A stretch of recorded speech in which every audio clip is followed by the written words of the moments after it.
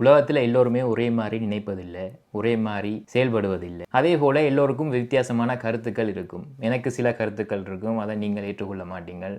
உங்களுடைய கருத்துக்களை சில நான் ஏற்றுக்கொள்ள மாட்டேன்.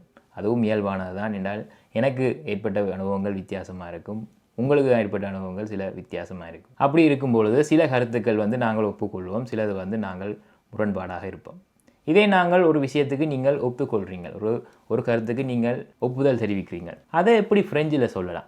Je suis d'accord avec vous நம்ம சொல்லலாம். Je suis d'accord avec vous. Vous avez tout à fait raison. Vous avez tout à fait raison. C'est exactement ça que je pense.